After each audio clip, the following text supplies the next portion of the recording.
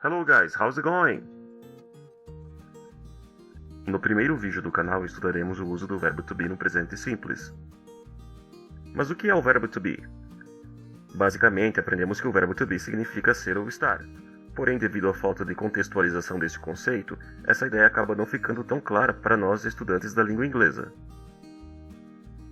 Por isso passamos vários anos estudando o verbo to be desde a infância, porém muitas vezes terminamos o ensino médio sem entendermos coisa alguma, passando assim a ideia de que a aula de inglês é uma esteira na qual você anda e não chega a lugar algum.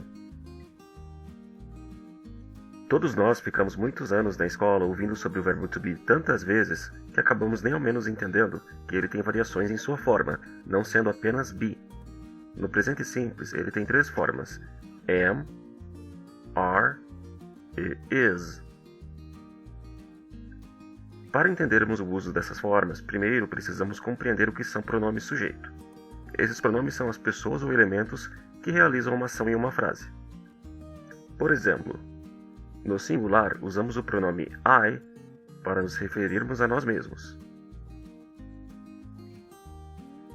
Sua forma do verbo to be no presente é am.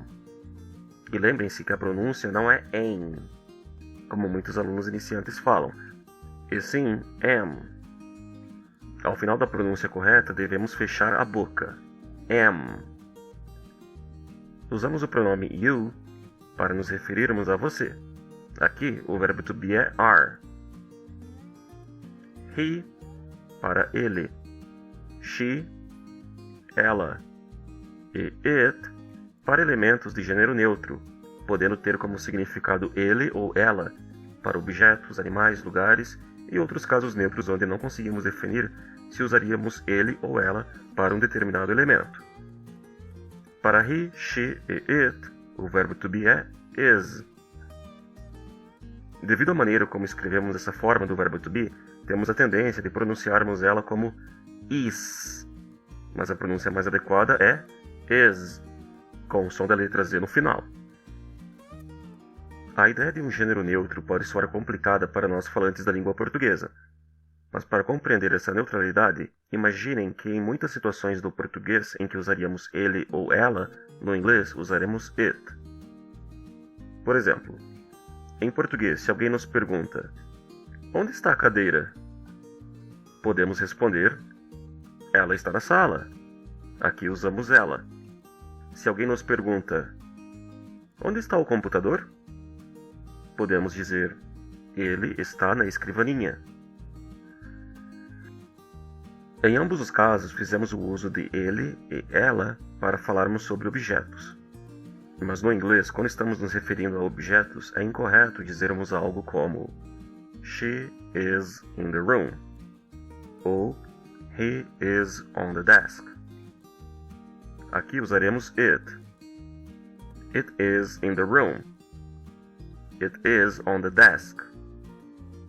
Pois se usarmos she no primeiro caso, vamos dar a entender que uma mulher está na sala, dentro da sala.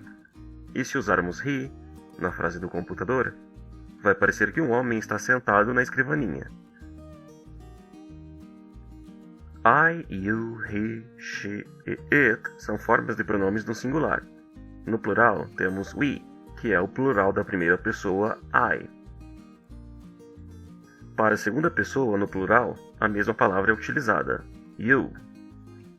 Para sabermos se estamos falando de você ou vocês em uma frase, precisamos analisar o restante dela para identificarmos corretamente esse sujeito. E para a terceira pessoa temos they.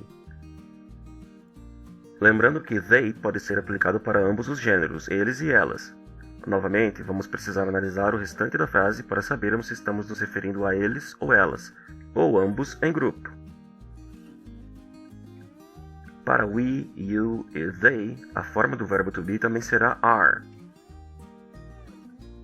Geralmente nos ensinam que o verbo to be representa as palavras ser ou estar, mas de tanto aprendermos nos livros e aulas que o verbo to be tem esse significado, acabamos não lembrando que no português essas duas formas são usadas com muitas variações. No caso de ser, no presente, podemos dizer, por exemplo, sou, és, é, somos, sois, são. E no caso de estar, podemos dizer estou, estás, está, estamos, estais e estão. De tanto repetirem que o verbo to be significa ser ou estar, acabamos não nos lembrando que ele também representará todas essas variações no português. Então lembrem-se que todas essas formas que temos na língua portuguesa serão representadas pelo verbo to be. Agora vamos ver como tudo isso funciona na prática. Vamos começar analisando o verbo to be, transmitindo a ideia de ser.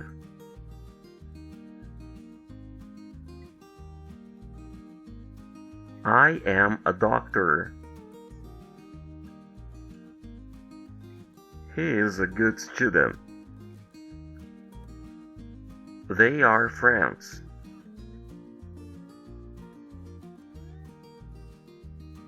Agora vamos ver o verbo to be com o sentido de estar. I am at the mall.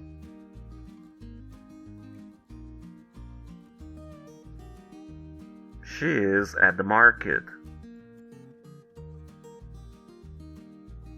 We are happy. Até então, estudamos apenas frases afirmativas. For example, I am a nurse. You are a nurse. He is a nurse. She is a nurse. It is a nurse. We are nurses. You are nurses. They are nurses.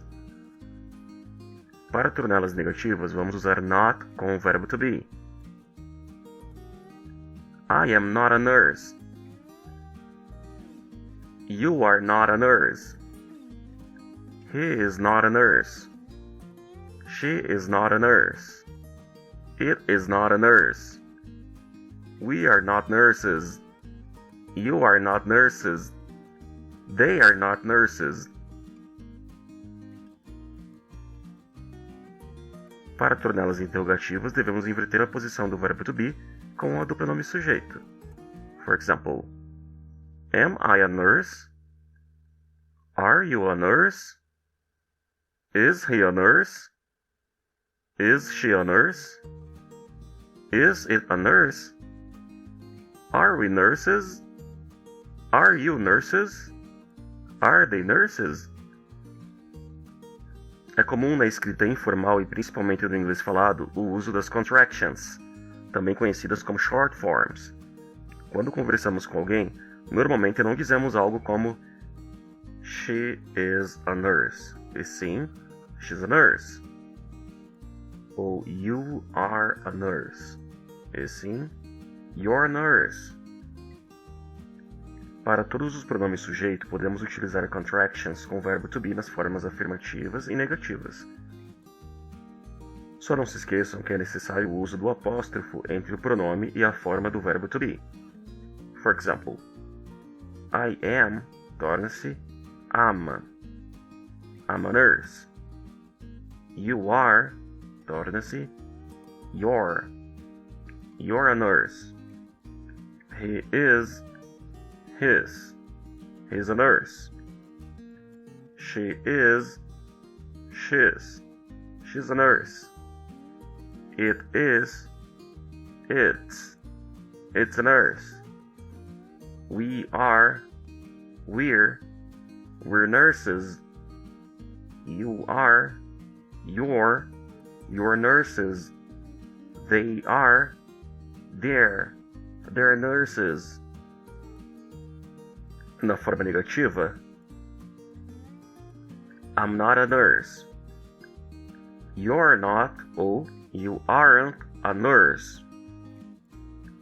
He's not ou he isn't a nurse. She's not ou she isn't a nurse. It's not ou it isn't a nurse. We're not, we aren't nurses. You're not, you aren't nurses. They're not, they aren't nurses. Let's see some more examples.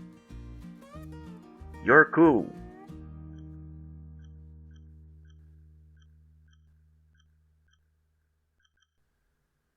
She's a dentist.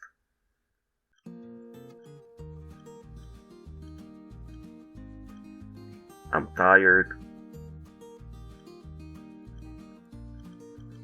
Alright everybody, that's the end of our first class. Thank you for watching and have a nice day. See you!